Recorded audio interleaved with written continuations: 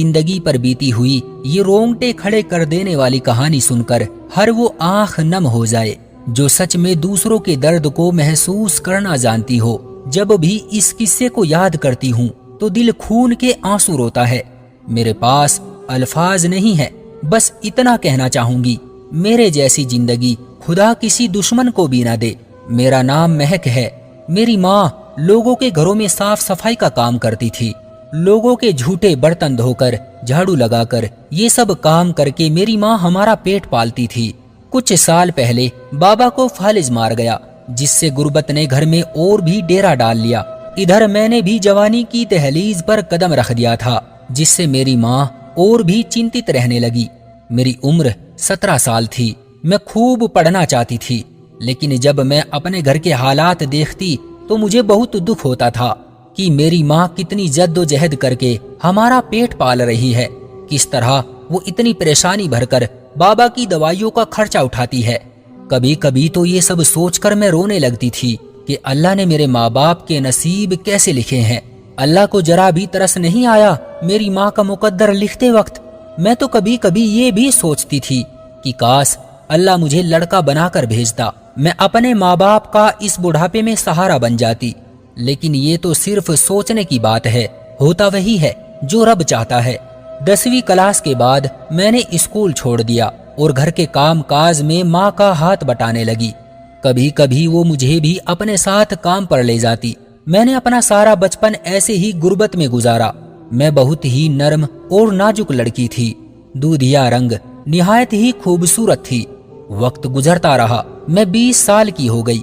मेरी रंगत देखकर रिश्ते आने लगे, लेकिन ये क्या, सभी को खूबसूरती के साथ साथ माल भी चाहिए था, और माल देने का बजट मेरी माँ का बिल्कुल नहीं था। एक दिन मेरे लिए एक ऐसा रिश्ता आया कि माँ ने झट से हाँ कर दी। मैं हैरान थी कि माँ ऐसा क्यों कर रही है। जब मैंने माँ से पूछा तो माँ ने बताया कि कोई वकार नाम का लड़का है, बहुत अच्छा लड़का है, मेरे एक दोस्त के जानने वालों में से है। उसने बताया है कि लड़का अकेला है, उसका कोई भाई नहीं है, 2 बहन है जिनकी शादी हो चुकी है। वो अपनी माँ के साथ रहता है, बाप नहीं है। बस इतनी सी ही फैमिली है। अगर तुम्हारी उधर शादी हो जाए तो मुझे उम्मीद है तुम हमेशा खुश रहोगी। अच्छे लोग हैं, देखे भाले हैं, मुझे तो अच्छे लगे हैं। बाकी तुम बता दो, तुम्हारा क्या ख्याल है। मैं भी सुनकर खुश हो गई कि शायद मेरी किस्मत बदलने वाला कोई आ चुका है। उन लोगों ने बोला कि हम लोग सादगी से निकाह करके अपनी बच्ची को ले जाएंगे और आप लोग दहेज वगैरह की टेंशन मत लीजिएगा। हमारे घर में अल्लाह का शुक्र है, हर चीज मौजूद है। मेरी अम्मा बाबा इस बात से बहुत खुश हुए कि शुक्र है उन लोगों ने दहेज नहीं मांगा, अगर मांग लेते तो हम किधर से पूरा करते। इस बात पर तो मैं खुद भी बहुत राजी थी।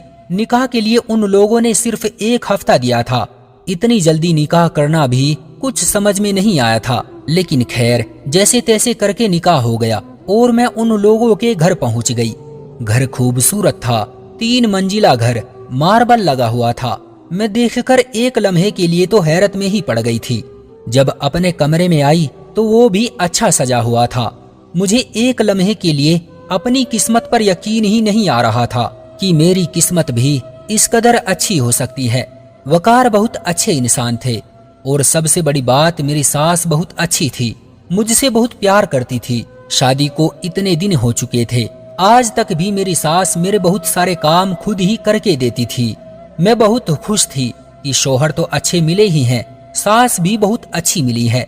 जितनी उन लोगों की तारीफ सुनी थी वो तो बहुत ही कम थी। ये लोग तो बहुत ज्यादा अच्छे थे। मैं बहुत खुश थी, लेकिन एक बात मेरी सास की बहुत अजीब थी। सुबह जब मेरे शौहर अपने काम पर चले जाते तो थोड़ी देर में मेरी सास भी बिना बताए कहीं चली जाती थी। कुछ दिन मैंने कोई सवाल नहीं किया, लेकिन उनका ये रोज का काम देखकर मैं परेशान हो गई कि आखिर ये जाती कहाँ है। एक दिन मैंने पूछा तो बोली कि मेरी एक दोस्त है, हमारे घर से थोड़े फासले पर ही रहती है, उनके पास चली जाती हूँ, थोड़ा वक्त अच्छा गुजर जाता है। मैंने भी उनकी इस बात पर यकीन कर लिया। अब मैं उनसे बिल्कुल भी नहीं पूछती थी कि वो कहाँ जाती है। वो शाम में जब घर आती तो आकर खुद ही घर का सारा काम करती थी और मुझे कोई काम नहीं करने देती थी। वक्त ऐसे ही गुजरता रहा और एक दिन वो आया जब मुझे पता चला कि मैं माँ बनने वाली हूँ। मैं बहुत खुश थी, मेरे शौहर भी बहुत खुश हुए और सबसे बढ़कर मेरी सास भी बहुत खुश हुई। उन्होंने मेरा बहुत ख्याल रखा, मुझे कमी महसूस नहीं होने दी कि मेरी माँ मेरे पास नहीं है। वो मेरी माँ से बढ़कर मुझसे प्यार करती थी और तो और वो मुझे रोजाना रात में खाना खिलाकर दूध का गिलास अपने हाथों से भरकर पिलाती और जब तक मैं सो न जाऊं वो पास बैठे मेरे सर पर हाथ फेरते रहती। 1 महीना ऐसे ही गुजर गया था। एक दिन अचानक मेरी तबीयत खराब हो गई। मेरे शौहर मुझे अस्पताल लेकर भागे। तबीयत इतनी खराब हो गई कि मुझे अपना बच्चा खोना पड़ा। ये सदमा लिए मैं 1 हफ्ता बिस्तर पर ही पड़ी रही। मेरे शौहर ने मुझे बहुत संभाला, मुझे बहुत दिलासा दी। मेरी सास ने भी मेरा बहुत ख्याल रखा। 1 हफ्ते बाद वापस पहले की तरह मैं अपनी जिंदगी में वापस आ गई। वक्त गुजरता गया। मैं अल्लाह से बहुत दुआएं करती थी, मेरी गोद को फिर पहले की तरह भर दे। मेरे शौहर भी मुझे बहुत दिलासा देते कि अल्लाह की रहमत से ना उम्मीद नहीं होते। कुछ दिन बाद फिर से अल्लाह ने मेरी दुआ सुन ली। मैं फिर से प्रेग्नेंट हो गई। मेरी खुशी का कोई ठिकाना न था और इस बार फिर 2 हफ्ते बाद ही मेरा हमल खराब हो गया। लेकिन हैरानी की बात ये थी कि मेरे शौहर और मेरी सास के व्यवहार में जरा भी बदलाव नहीं आया। मैं बहुत ही हैरान और परेशान थी। दिन यूं ही गुजरते रहे। मेरी तबीयत हमेशा खराब रहने लगी और मैं हर वक्त यही सोचती रहती कि आखिर मेरे साथ ये हो क्या रहा है। और सबसे बड़ी ताज्जुब की बात तो ये थी कि मेरी सास की मोहब्बत भी मेरे लिए कम नहीं हो रही थी। 3-4 बार मैं प्रेग्नेंट हुई थी, लेकिन हर बार ऐसे ही मेरा हमल खराब हो जाता था। मैं अब दिमागी तौर पर बीमार हो चुकी थी। तबीयत हर वक्त खराब रहने लगी। कुछ समझ नहीं आया कि मेरे साथ ये हो क्या रहा है और क्यों हो रहा है।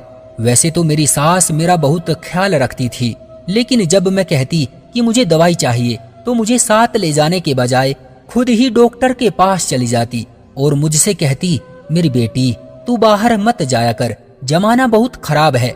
इसी कश्मकश में कुछ दिन बाद मेरे बाबा भी इस दुनिया से चले गए। अब मेरी माँ अकेली पड़ गई थी। सब कुछ अजीब सा हो गया था। ये दुनिया खाली खाली लगती थी। ऐसा लगता था कि जितनी तेजी से ये खुशी की लहर मेरी जिंदगी में आई थी, उतनी ही तेजी से ये मेरी जिंदगी से जा रही थी। लेकिन फिर मेरी जिंदगी में एक ऐसा दिन आया जिसने मेरी रूह को चीर के रख दिया था। वो दिन मेरे लिए किसी कयामत से कम नहीं था। उस दिन मेरी आंखों से सारी पट्टियां उतर गई। मैंने अपने शौहर को अपनी सास से बातें करते सुना था। मेरी आंखें और कान इस लम्हे को देखने और सुनने के काबिल नहीं रहे थे। हुआ कुछ यूं था, मेरी सास रोज की तरह मुझे सुला कर चली गई थी। मेरे शौहर हमेशा काम से देर से ही घर आते थे और मेरी सास उनको खाना वगैरह खुद ही देती थी। शादी के पहले दिन से आज तक यही मामूल था। उस दिन भी यही हुआ था। मैं सो गई थी। अचानक मेरी प्यास से आंखें खुली। मैं पानी के लिए कमरे से बाहर आई। सर चकरा रहा था, लेकिन फिर भी चीजों का सहारा लेकर मैं किचन में गई, पानी पिया और फिर कमरे में वापस आ ही रही थी कि अचानक हंसने की आवाज मेरे कानों में पड़ी। आवाज मेरी सास के कमरे से आ रही थी। मैं कमरे के पास गई और कुछ सुनना चाहा तो कमरे से मेरे शौहर की भी हंसने की आवाज आई। मैंने गौर किया तो यही सुना कि आहिस्ता बोलो, कहीं महक उठ ना जाए। तो आगे से मेरी सास बोली कि वो नहीं उठने वाली। मैंने नींद की गोली देकर उसे सुला दिया है, वो सुबह तक नहीं उठने वाली। ये सुनकर दोनों फिर जोर जोर से कहकहा लगाकर हंसने लगे। उनकी इतनी बात सुनकर मैं गिरने वाली थी। मुझे अपने कानों पर यकीन नहीं आ रहा था कि आज तक मैं जो गोलियां खाती रही वो सब नींद की गोलियां थी। तभी मुझे सुबह से पहले होश नहीं आता था। मैं सदमे में थी। ये लोग मेरे साथ कर क्या रहे हैं? मैंने उनकी और बातें सुनने की कोशिश की, लेकिन सुन ना पाई। अगले दिन मैं उठी, उन लोगों को शक ना होने दिया कि मुझे उन पर शक होने लगा है। दिन ऐसे ही गुजर गया और रात हो गई। रोजाना की तरह मेरी सास दूध और दवाई लेकर मेरे कमरे में आई। मैंने उनका ध्यान बढ़ते ही गोली छुपा दी और उनको ये महसूस कराया कि मैं गोली खा चुकी हूँ और फिर जल्दी से नींद का नाटक करके लेट गई। थोड़ी देर में मेरी सास उठकर अपने कमरे में चली गई। जैसे ही मेरे शौहर घर आए वो सीधा उनके ही कमरे में चले गए। कुछ देर बाद پھر سے ان دونوں کے ہنسنے کی آوازیں آنے لگی۔ میں دھیرے سے اٹھی اور ان کے کمرے کے باہر کان لگا کر ان کی باتیں سننے لگی، لیکن آج جو میں نے سنا کاش وہ کبھی میں نہ سن پاتی۔ میرے شوہر اور میری ساس، جس کا نام زبیدہ تھا، آپس میں باتیں کر رہے تھے کہ زبیدہ، مجھے لگتا ہے کہ یہ عورت بھی بچہ پیدا نہیں کر سکے گی۔ کیا فائدہ ہوا مجھے دوسری شادی کرنے کا؟ تم سے اولاد نہیں ہو سکتی تھی، اس لیے اس سے شادی کی تھی، لیکن لگتا ہے یہ بھی ماں نہیں بن سکتی۔ اب میں کیا کروں؟ مجھے ہر حال میں کسی بھی طرح بچہ چاہیے۔ زبیدہ بولی، میں اپنے شوہر کی ایک اور اس سے بھی پیاری لڑکی سے شادی کراؤں گی، دیکھنا وہ آپ کو ضرور بچہ دے گی۔ وقار بولا، تو پھر اس کا کیا کریں گے؟ زبیدہ بولی، یہ تو ایسے ہی مر جائے گی، تم اس کی چنتا نہ کرو، میرے پاس اس کا سب علاج ہے۔ تو اس بات پر دونوں خوب ہنسے۔ یہ سب سننے کے بعد میرے تو پاؤں کے نیچے سے زمین ہی نکل گئی۔ میں نے تو کبھی ایسا سوچا بھی نہ تھا کہ جس عورت کو میں اپنی ماں کا درجہ دے رہی تھی، وہ تو میرے شوہر کی بیوی نکلی۔ یہ سب میرے ساتھ ہو کیا رہا ہے، کچھ پتا ہی نہیں چل پا رہا تھا۔ میں جلدی سے اپنے کمرے میں بھاگ گئی اور کمرے کی کنڈی لگا کر رونے لگی۔ میرے ساتھ ایسا کیسے ہوا؟ میں نے ایسا کیا کیا تھا جس کی مجھے یہ سزا ملی؟ خود پر اب غصہ آ رہا تھا۔ سجدے میں گر پڑی، اللہ کے سامنے خوب روئی۔ اب میں اپنی موت کو بہت قریب سے دیکھ رہی تھی۔ دل میں خیال آیا، صبح وقار کے کام پر جانے کے بعد زبیدہ سے ایک بار پوچھوں گی کہ ان لوگوں نے میرے ساتھ ایسا کیوں کیا۔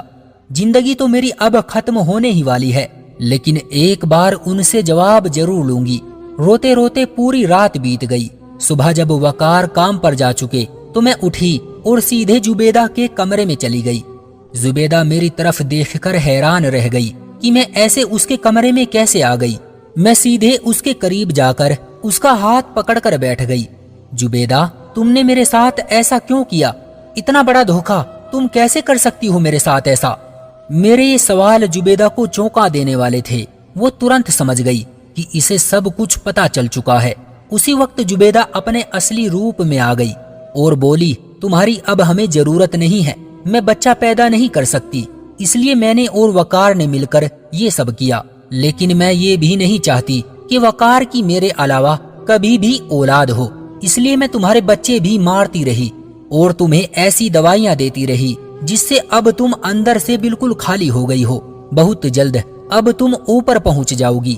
کچھ دوائیاں میں تمہیں دودھ میں ملا کر دیتی تھی، دیکھو کیسا حال کر دیا ہے میں نے تمہارا۔ زبیدہ کی سب باتیں مجھے تیر کی طرح لگ رہی تھی۔ میں نے زبیدہ کو اس کے کاندھوں سے پکڑ کر ہلایا اور بولی کہ اللہ انصاف کرنے والا ہے، تم نے جو کیا تم اس کی سزا ضرور پاؤ گی۔ بھلے ہی میں اب تمہارا کچھ نہ بگاڑ پاؤں، لیکن اللہ مجھے انصاف ضرور دے گا اور تمہیں اس کی سزا ضرور ملے گی۔ اتنا کہہ کر میں وہاں سے باہر کی طرف بھاگنے لگی تاکہ اس قید سے آزاد ہو جاؤں، لیکن اس چڑیل نے میری چوٹی پکڑ کر گھسیٹتے ہوئے مجھے ایک کمرے میں بند کر دیا اور کمرے کے باہر کھڑی ہو کر بولی کہ آنے دو میرے وقار کو، تمہیں آج ہی جہنم بھیج کر رہوں گی۔ شکر ہے کہ اس کمرے کی کھڑکی کھلی ہوئی تھی۔ میں نے ترنت کھڑکی سے چھلانگ لگائی اور اپنی ماں کے گھر کی اور بھاگی۔ خیر، جیسے تیسے کر کے گرتے پڑتے میں اپنی ماں کے پاس پہنچی۔ اس دن میں ماں کے آنچل میں چیخیں مار مار کر روئی تھی۔ تبھی شام کو خبر آئی کہ جلد بازی میں دونوں میاں بیوی میری فوٹو لے کر مجھے ڈھونڈتے پھر رہے تھے اور لوگوں سے پوچھ تاچھ کے چکر میں روڈ کراس کر رہے تھے کہ اچانک ان سے ایک ٹرک ٹکرا گیا، جس سے ان کی موقع پر ہی تڑپ تڑپ کر موت ہو گئی۔ دوستو، کسی نے سچ ہی کہا ہے کہ اوپر والے کے گھر دیر تو ہے لیکن اندھیر بالکل نہیں، اس کے پاس ہر چیز کا حساب ہے۔